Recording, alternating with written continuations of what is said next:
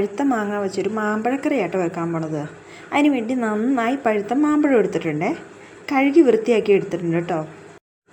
കഴുകിയ മാമ്പഴത്തിൻ്റെ തൊലി ഒന്ന് പൊളിച്ച് കളയണം കേട്ടോ. വളരെ എളുപ്പത്തിൽ തന്നെ അതിൻ്റെ തൊലി പൊളിച്ച് കളയാൻ പറ്റുമേ. മുകൾ ഭാഗം ഒന്ന് കട്ട് ചെയ്തിട്ട് തൊലി പൊളിക്കുകയാണെങ്കിൽ എളുപ്പം പൊളിഞ്ഞും കിട്ടുമേ.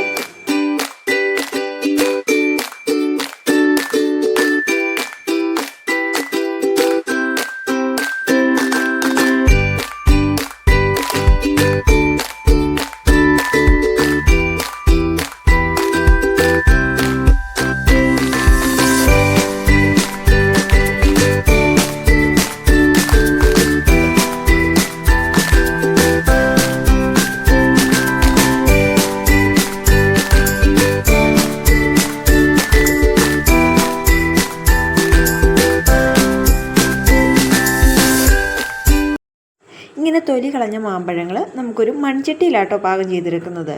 അതിനുവേണ്ടി മൺചട്ടിയിലേക്ക് മാമ്പഴം ചേർത്ത് കൊടുക്കണേ. ഇനി അതിലേക്ക് ഈ മാമ്പഴം വേവാൻ ആവശ്യമായിട്ടുള്ള വെള്ളവും കൂടി ചേർക്കണം കേട്ടോ. ഇനി അതിലേക്ക് 1/2 ടീസ്പൂണോളം മഞ്ഞൾപ്പൊടി ചേർത്ത് കൊടുക്കാം. അതുപോലെ തന്നെ ആവശ്യത്തിനുള്ള ഉപ്പ് ചേർത്ത് കൊടുക്കാം കേട്ടോ.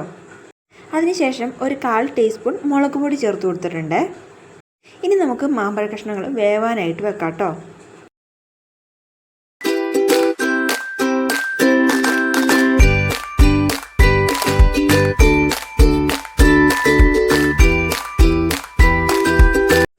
ഇനി ഇടയ്ക്കിടയ്ക്ക് നമുക്ക് തുറന്നു കൊടുത്ത് ഒന്ന് ഇളക്കി കൊടുക്കാം കേട്ടോ. മാമ്പഴം ആയത് കാരണം അടി പിടിക്കൂട്ടോ എളുപ്പമെന്ന്. മാമ്പഴം വെന്ത് വരുമ്പോഴത്തേക്കും അതിന് നമുക്കുള്ള അരപ്പ് തയ്യാറാക്കാം കേട്ടോ. അതിന് വേണ്ടി ഒരു മുറി തേങ്ങ ചിരകിയതാണ് ഞാൻ എടുത്തേക്കുന്നത്. അതിലേക്ക് 1/4 ടീസ്പൂൺ ജീരകം, ഒരു 1/4 ടീസ്പൂണോളം തന്നെ കടുകും ചേർത്തിട്ടുണ്ട്. പിന്നെ ഞാൻ അതിലേക്ക് 2 പച്ചമുളക് കൂടി ചേർക്കുന്നുണ്ട് കേട്ടോ. അതിനുശേഷം നല്ല രീതിക്കൊന്ന് അരച്ചെടുക്കണേ. ഈ അരപ്പ് നമുക്ക് വെന്ത മാമ്പഴ കഷ്ണങ്ങളിലേക്ക് ചേർത്ത് കൊടുക്കാം കേട്ടോ. ആ അരപ്പൊന്ന് കഴുകി വരത്തക്ക വിധം കുറച്ച് വെള്ളം കൂടി ചേർക്കാം. അരപ്പ് ചേർത്ത് കൈ ഇളക്കാണ്ട് നല്ല രീതിക്ക് ഇളക്കി കൊടുക്കണേ.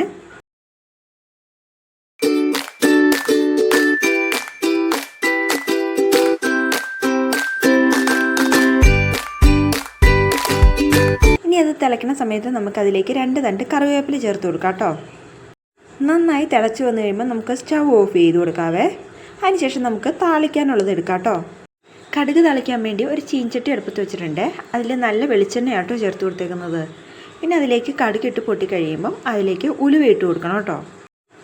അതിനുശേഷം അതിലേക്ക് ചെറിയ ഉള്ളി അരിഞ്ഞത് തന്നെ ചേർത്ത് കൊടുക്കണത്. പിന്നെ അതിലേക്ക് വറ്റൽമുളക് കൂടി ചേർത്ത് കൊടുക്കണം കേട്ടോ. നമ്മുടെ ഈ വറവ് നന്നായി മൂത്ത് കഴിയുമ്പം നമുക്ക് നമ്മുടെ മാമ്പഴക്കറിയിലേക്ക് ചേർത്ത് കൊടുക്കാവേ. താളിച്ചത് ചേർത്ത് ഒരു 2 മിനിറ്റ് നമുക്ക് കറി അടച്ച് വെച്ചിട്ട് ഉപയോഗിക്കാം കേട്ടോ.